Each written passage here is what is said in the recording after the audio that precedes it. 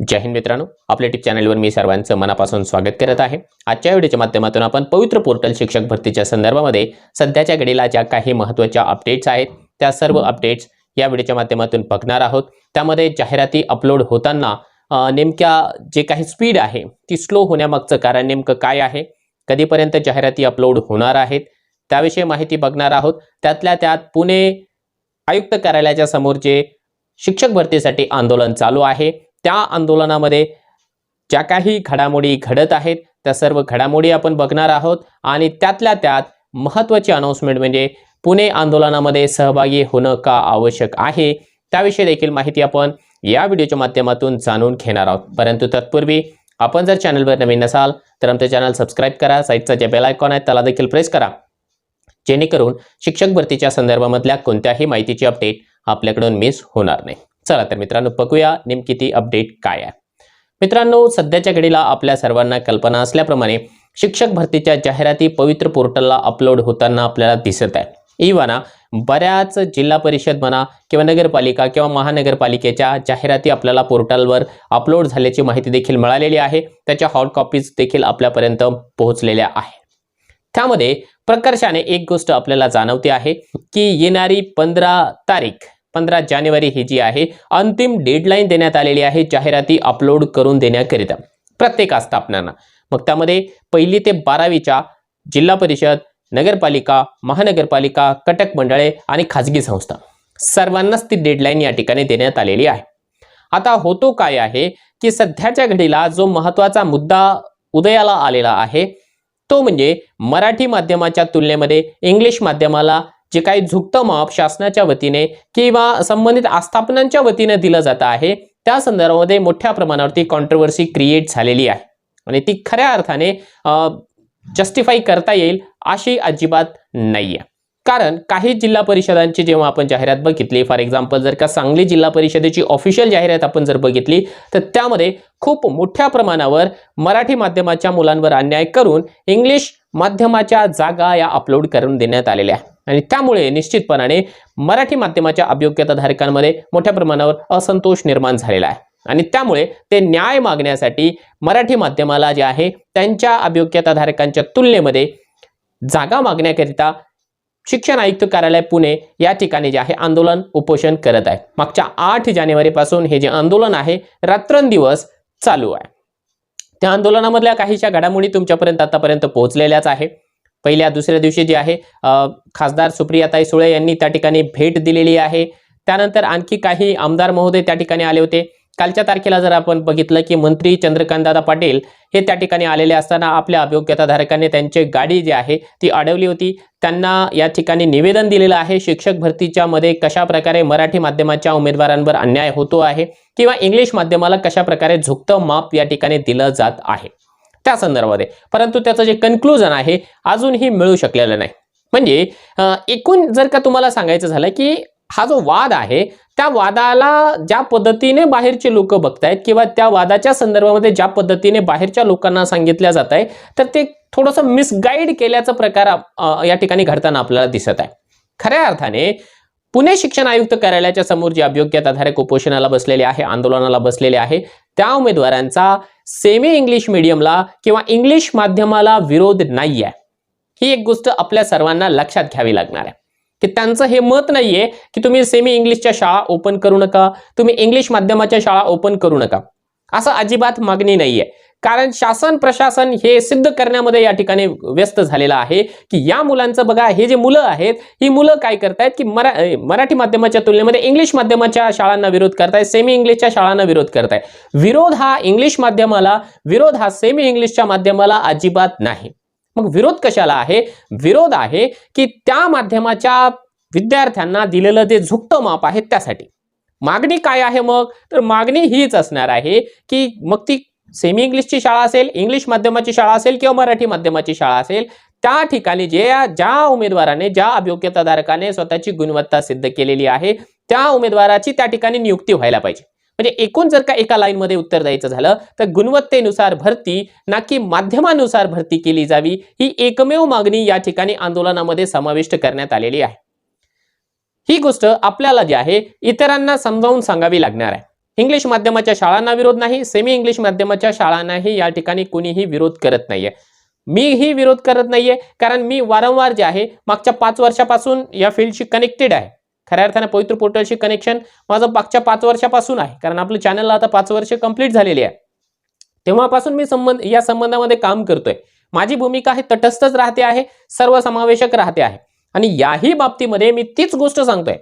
मी जर समजा आता या व्हिडिओच्या माध्यमातून अनाउन्समेंट करतो आहे की येणाऱ्या सोमवारपासून मी स्वतः या ठिकाणी पुणे शिक्षण आयुक्त कार्यालयाच्या समोर आंदोलनामध्ये, उपोषणामध्ये सहभागी होणार आहे. ज्यांना कुणाला या ठिकाणी यायचं असेल त्यांनी निश्चितपणाने पुणे शिक्षण आयुक्त कार्यालयाच्या समोर यायचं आहे. याचा अर्थ असा अजिबात होत नाही की माझा विरोध हा इंग्लिश माध्यमाला आहे किंवा माझा विरोध हा सेमी इंग्लिश माध्यमाच्या विद्यार्थ्यांना आहे. माध्यमाला विरोध अजिबात नाही, परंतु त्या माध्यमामध्ये सिलेक्शन करत असताना ज्या पद्धतीने एखाद्या विशिष्ट कॅटेगरीच्या किंवा एखाद्या विशिष्ट मीडियमच्या विद्यार्थ्यांना या ठिकाणी झुकतं माप दिलं जातं ते कुठेतरी चुकीचं आहे. असं जर घडलं तर निश्चितपणाने जास्तीत जास्त मार्क असलेले उमेदवार घरी राहतील आणि अतिशय फार कमी मार्क्स घेतलेले उमेदवार या ठिकाणी जे आहे जिल्हा परिषद, नगरपालिका किंवा महानगरपालिकेला सिलेक्ट होऊन आपल्याला जॉईनिंग मिळवताना पाहायला मिळतील. आणि यामुळे निश्चितपणाने मी एक गोष्ट ॲग्री करेल की गुणवत्ता विद्यार्थ्यांची ढासळली जाणार आहे. कारण साहजिक आहे, जर का एखादा शिक्षक आहे, आता मी जर का पॅरेंट्स म्हणून विचार केला, आता मला 2 मुलं आहेत, जर मी पॅरेंट्स म्हणून विचार केला, मला कोणी एखाद्या व्यक्तीने जर का प्रश्न विचारला की सर तुमच्या मुलांना एक 200 पैकी 150 मार्क असलेला शिक्षक जास्त चांगल्या पद्धतीने शिकवायला आवडेल किंवा समजा 150 पैकी 100 मार्क असलेल्या शिक्षकाकडे तुम्ही विद्यार्थ्यांना पाठवणार, तर ऑब्व्हियसली माझी चॉईस असणार आहे की ज्यांच्याकडे जास्त मार्क्स आहेत तो शिक्षक माझ्या विद्यार्थ्यांना, माझ्या मुलांना जे आहे जास्त चांगल्या पद्धतीने शिकवणार आहे. मग आपली भावना हीच आहे, इंग्लिश माध्यमाच्या शाळा तुम्ही 100 असतील तर 150 निर्माण करा, हरकत नाही. परंतु त्या 150 शाळांमध्ये जी भरती आहे ती गुणवत्तेनुसार करावी अशी आपली मागणी आहे आणि त्या मागणीला मी देखील या ठिकाणी ॲग्री आहे, सहमत आहे. आणि त्याच गोष्टीला अनुषंगून मी स्वतः पुणे शिक्षण आयुक्त कार्यालयासमोर या ठिकाणी सोमवारपासून उपस्थित राहणार आहे. दुसरी महत्त्वाची गोष्ट म्हणजे फक्त ही सगळ्या हवेत गोष्टी नाहीये. जर आपण प्रॅक्टिकली विचार केला आणि जर शासनाची जी काही कागदपत्रे आहे, डॉक्युमेंट्स आहे, शासन निर्णय आहे, परिपत्रक आहे, त्यांचा जरी आपण या ठिकाणी आढावा घेण्याचा प्रयत्न केला तर त्यामध्ये देखील आपल्याला SCRTचं जे प्रस्ताव आहे त्या प्रस्तावामध्ये जो शासन निर्णय निर्गमित झाला त्या प्रस्तावाच्या नंतर त्या शासन निर्णयामध्ये देखील क्लिअरली लिहिण्यात आलेलं आहे की 1ली ते 5वीच्या विद्यार्थ्यांना शिकवण्यासाठी मीडियमचं बंधन नाहीये, माध्यमाचं बंधन नाहीये. मग माध्यमाचं बंधन नसताना जर का अशा प्रकारचा शासन निर्णय निर्गमित झाला असताना जर एखाद्या माध्यमाला जर असं झुकतं माप दिलं जात असेल तर ते खऱ्या अर्थाने चुकीचं आहे. कारण एकूण काय आहे की इंग्लिश माध्यमाच्या उमेदवारांचा जो टक्का आहे तो महाराष्ट्रामध्ये फार कमी आहे आणि त्या टक्क्याच्या तुलनेमध्ये जर का जास्त जागा गेल्या तर साहजिक आहे बऱ्याचशा जागा या रिक्त राहण्याचा देखील धोका या ठिकाणी निर्माण झालेला आहे. आणि कॉमन रोस्टर आहे, पूर्ण महाराष्ट्रभरामध्ये कॉमन रोस्टर आहे 1ली ते 8वीचं. आणि कॉमन रोस्टरमुळे निश्चितपणाने काही विशिष्ट प्रवर्गाच्या अभियोग्यताधारकांचं प्रचंड नुकसान होणार आहे. आता मी जे वाक्य बोलतो आहे ते व्यवस्थितपणाने ऐका. उदाहरणार्थ ज्या प्रवर्गाचे मेरिट हे नॉर्मली फार कमी लागतं, कोणतीही भरती असू द्या, तो प्रवर्ग म्हणजे आपण म्हणूया की ST प्रवर्ग आहे. कारण ST प्रवर्गाचं मेरिट हे नियमित कमी लागताना आपल्याला दिसतं. आता त्याच्या पाठीमागचं कारण बरेचसे आहेत. कारण सामाजिकदृष्ट्या, आर्थिकदृष्ट्या हा जो समाज आहे तो मागासलेला आहे, कारण त्यांना शिक्षणाच्या सुविधा पाहिजे तेवढ्या प्रमाणावरती उपलब्ध होत नाही, म्हणून साहजिक आहे की त्यांचे मार्क्स कमी असतात.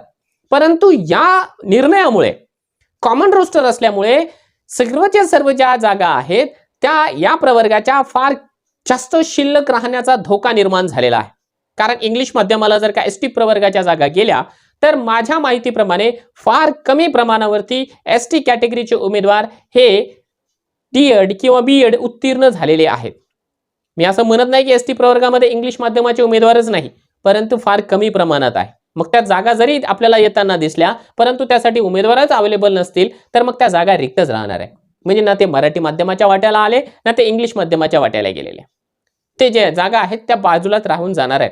आणि त्यातल्या त्यात शासनानं आता कहर केलेला. आता उदाहरणार्थ म्हणून तुम्हाला सांगतो की एक जाहिरात मी बघितलेली आहे, फक्त मराठी माध्यमामध्ये जे आहे इंग्लिश माध्यमाला जागा दिल्या असं नाहीये, तर कन्नड माध्यमाची जाहिरात आपण बघितली तर कन्नड माध्यमाच्या जाहिरातीमध्ये देखील इंग्लिश माध्यमाला जागा देण्यात आलेल्या आहे.